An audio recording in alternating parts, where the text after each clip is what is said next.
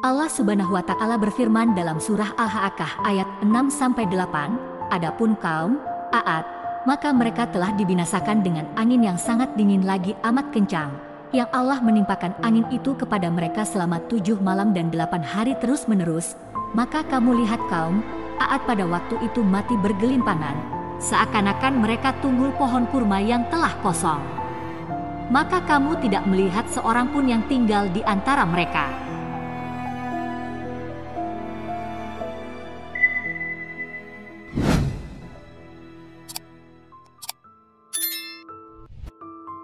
Aad adalah nama bapa suatu suku yang hidup di Jazirah Arab di suatu tempat bernama Al-Ahqaf, terletak di utara Hadramaut antara Yaman dan Uman, dan termasuk suku yang tertua sesudah kaum Nabi Nuh, serta terkenal dengan kekuatan jasmani dalam bentuk tubuh-tubuh yang besar dan raksasa.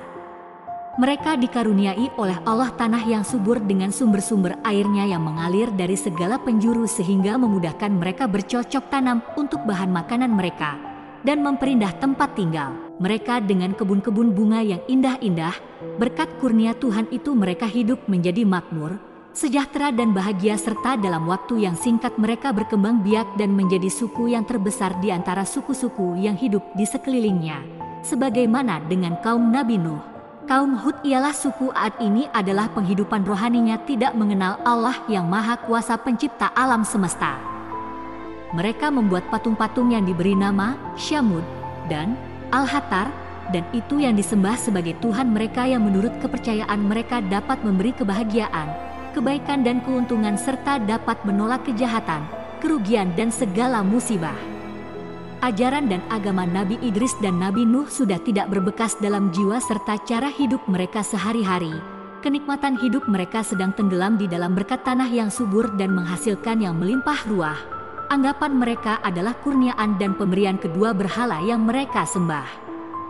Karenanya mereka tidak putus-putus sujud kepada kedua berhala itu, mensyukurinya sambil memohon perlindungannya dari segala bahaya dan musibah berupa penyakit atau kekeringan. Sebagai akibat dan buah dari akidah yang sesat itu, pergaulan hidup mereka menjadi dikuasai oleh tuntutan dan pimpinan iblis, di mana nilai-nilai moral dan akhlak tidak menjadi dasar penimbangan atau kelakuan seseorang. Tetapi, kebebasan dan kekuatan lahiriahlah yang ada sehingga timbul kerusuhan dan tindakan sewenang-wenang di dalam masyarakat, di mana yang kuat menindas yang lemah, yang besar menginjak yang kecil, dan yang berkuasa memeras yang di bawahnya. Sifat-sifat sombong, congkak, iri hati, dengki, hasut dan benci-membenci yang didorong oleh hawa nafsu merajalela dan menguasai penghidupan mereka sehingga tidak memberi tempat kepada sifat-sifat belas kasihan, sayang menyayangi, jujur, amanat dan rendah hati. Demikianlah gambaran masyarakat suku Aad tatkala Allah mengutuskan Nabi Hud sebagai nabi dan rasul kepada mereka untuk berdakwah di tengah-tengah mereka supaya menuju jalan kebenaran. Sudah menjadi sunnah Allah sejak diturunkannya Adam ke bumi dari masa ke masa, jika hamba-hambanya sudah berada dalam kehidupan yang sesat dan jauh menyimpang dari ajaran agama yang dibawa oleh nabi-nabinya, diutuslah seorang nabi atau rasul yang bertugas untuk menyegarkan kembali ajaran nabi yang sebelumnya, untuk mengembalikan masyarakat yang sudah tersesat ke jalan lurus dan benar, membersihkan jiwa manusia dari segala tahayul dan syirik, serta mengisinya dengan iman, tauhid dan akidah. Demikianlah maka kepada suku Aad yang telah dimabukkan oleh kesejahteraan hidup dan kenikmatan duniawi sehingga lupa dengan Tuhannya yang memurniakan itu semua, diutuslah kepada mereka Nabi Hud, seseorang suku dari mereka sendiri. Ia dari keluarga terpandang dan berpengaruh, terkenal sejak kecil dengan kelakuan yang baik budi pekerti dan sangat bijaksana dalam pergaulan dengan kawan-kawannya. Nabi Hud memulai dakwahnya dengan menarik perhatian kaumnya kepada tanda-tanda wujudnya Allah yang berupa alam sekeliling mereka, dan bahwa Allah lah yang mencipta mereka semua dan memurniakan mereka dengan segala kenikmatan hidup yang berupa tanah yang subur, air yang mengalir, serta tubuh-tubuhan yang sehat dan kuat. Allah yang seharusnya mereka sembah dan bukan patung-patung yang mereka perbuat sendiri. Mereka sebagai manusia adalah makhluk Tuhan paling mulia dan tidak sepatutnya merendahkan diri untuk sujud menyembah patung-patung yang sewaktunya dapat mereka hancurkan sendiri. Nabi Hud menjelaskan bahwa dia adalah pesuruh Allah yang diberi tugas untuk membawa mereka ke jalan yang benar untuk beriman kepada Allah yang menciptakan mereka, yang telah menghidupkan dan mematikan manusia serta memberi mereka rezeki atau mencabut rezeki itu sendiri. Nabi Hud telah memperingatkan mereka bahwa jika mereka tetap menutup telinga dan mata mereka menghadapi ajakan dan dakwahnya, mereka akan ditimpa azab dan dibinasakan oleh Allah. Sebagaimana terjadinya atas kaum Nuh yang mati binasa tenggelam dalam air bah akibat kecongkakan dan kesombongan mereka, yang telah menolak ajaran dan dakwah Nabi Nuh tetapi bertahan pada pendirian dan kepercayaan mereka kepada berhala dan patung-patung yang mereka sembah itu. Bagi kaum Aad, seruan dan dakwah Nabi Hud itu merupakan barang yang tidak pernah mereka dengar ataupun mereka duga.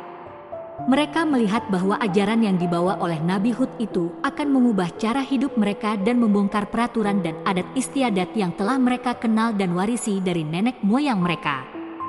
Mereka tercengang dan merasa heran bahwa seorang dari suku mereka sendiri telah berani berusaha merombak tata cara hidup mereka dan menggantikan agama dan kepercayaan mereka dengan sesuatu yang baru yang mereka tidak kenal dan tidak dapat dimengerti oleh akal pikiran mereka. Dengan serta-merta ditolaklah oleh mereka dakwah Nabi Hud itu dengan berbagai alasan dan tuduhan kosong serta ejekan-ejekan dan hinaan, tetapi Nabi Hud menerimanya dengan kepala dingin dan penuh kesabaran.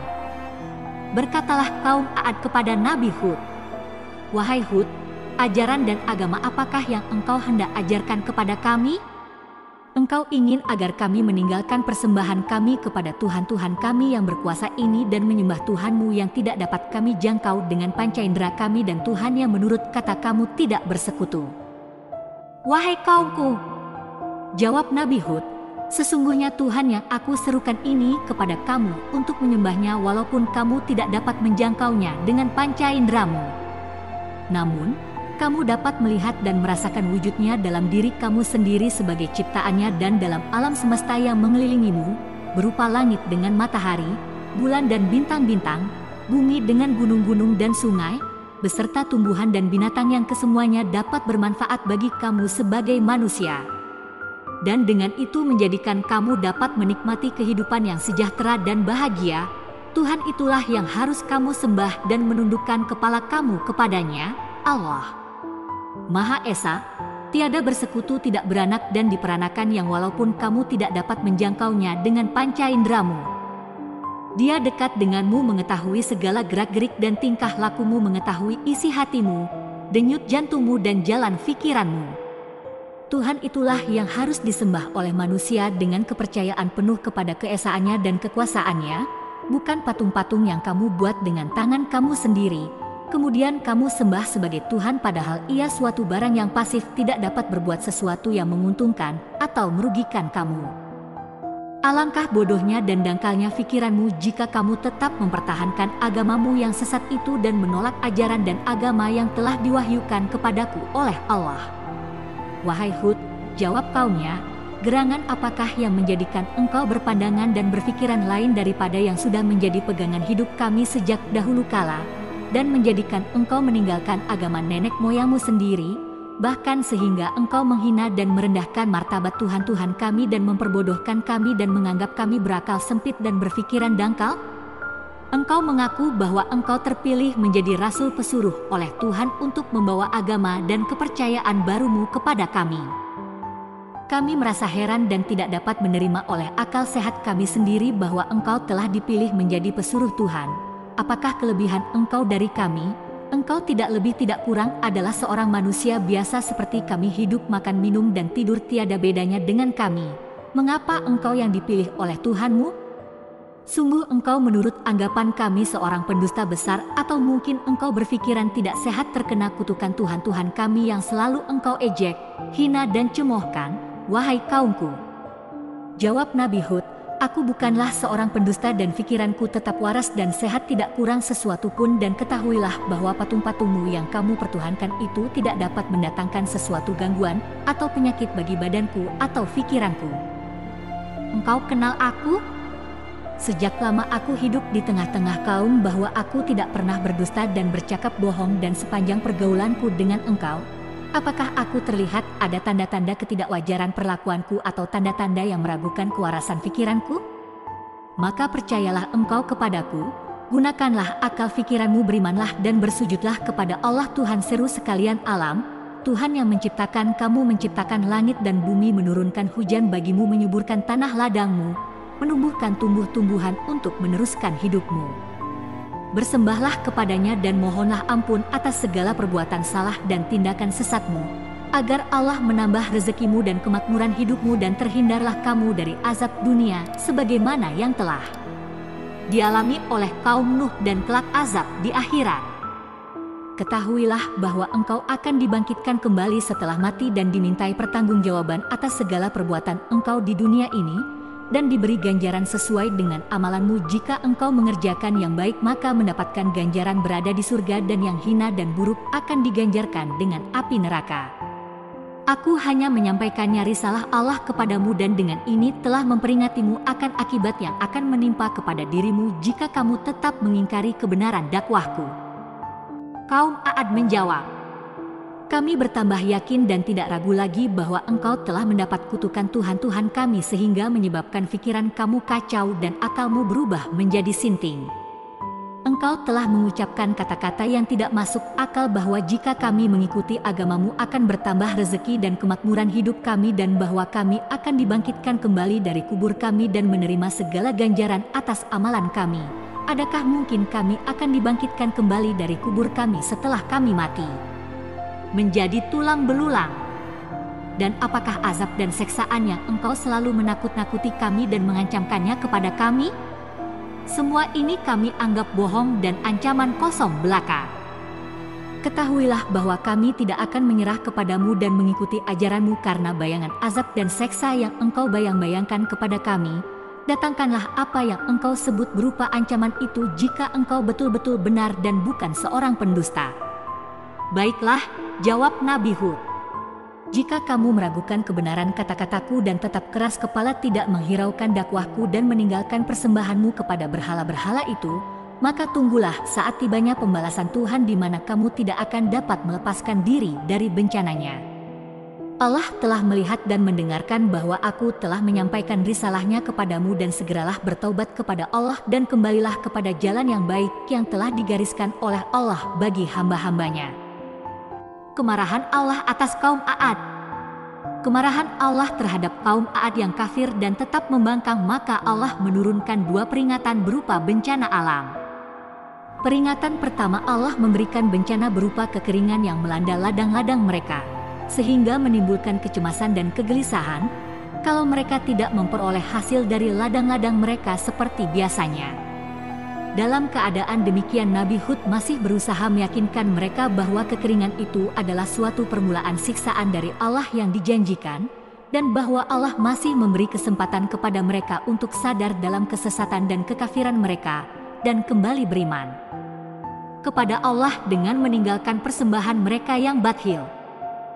Kemudian bertaubat dan memohon ampun kepada Allah agar segera hujan turun kembali dengan lebatnya dan terhindar mereka dari bahaya kelaparan. Akan tetapi mereka tetap belum mau percaya dan menganggap janji Nabi Hud itu adalah janji kosong belaka. Mereka bahkan pergi menghadap berhala-berhala mereka memohon perlindungan dari musibah yang mereka hadapi. Tantangan mereka terhadap janji Allah yang diwahyukan kepada Nabi Hud segera mendapat jawaban dengan datangnya pembalasan peringatan kedua, yang dimulai dengan terlihatnya gumpalan awan dan mega hitam yang tebal di atas mereka yang disambutnya dengan sorak-sorai gembira, karena dikiranya bahwa hujan akan segera turun membasahi ladang-ladang dan menyirami kebun-kebun mereka yang sedang mengalami kekeringan. Melihat sikap kaum Aad yang sedang bersukaria itu, berkatalah Nabi Hud dengan nada mengejek, "Mega hitam itu bukanlah mega hitam dan awan rahmat bagi engkau, tetapi mega yang akan membawa kehancuran engkau sebagai pembalasan Allah yang telah dijanjikan, dan engkau telah menanti pembuktian kebenaran kata-kataku yang selalu engkau sangkal dan dianggap dusta."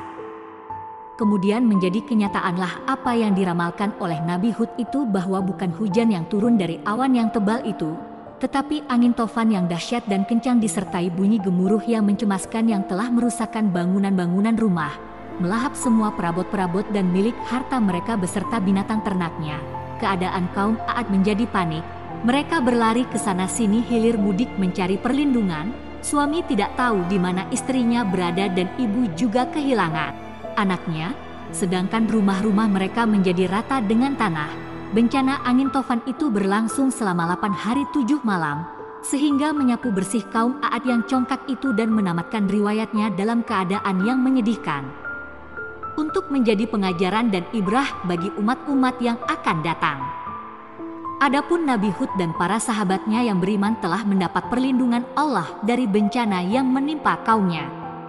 Setelah keadaan cuaca kembali tenang dan tanah Al-Ahqaf sudah menjadi sunyi dari kaum Aad, pergilah Nabi Hud meninggalkan tempat itu dan berhijrah ke Hadramaut Selatan, di mana ia tinggal menghabiskan sisa hidupnya sampai ia wafat dan dimakamkan di sana, di mana hingga sekarang makamnya yang terletak di atas sebuah bukit di suatu tempat lebih kurang 50 km dari kota Siwun dikunjungi para penziarah yang datang beramai-ramai dari sekitar daerah itu, terutamanya di bulan Sya'ban. Kisah Nabi Hud terdapat dalam Al-Quran. Kisahnya diceritakan oleh 68 ayat dalam 10 surah, diantaranya Surah Hud ayat 50 hingga 60, Surah Al-Mu'minun ayat 31 sehingga ayat 41, Surah Al-Ahqaf ayat 21 sehingga ayat 26 dan Surah Al-Haqqah ayat 6 sampai 8.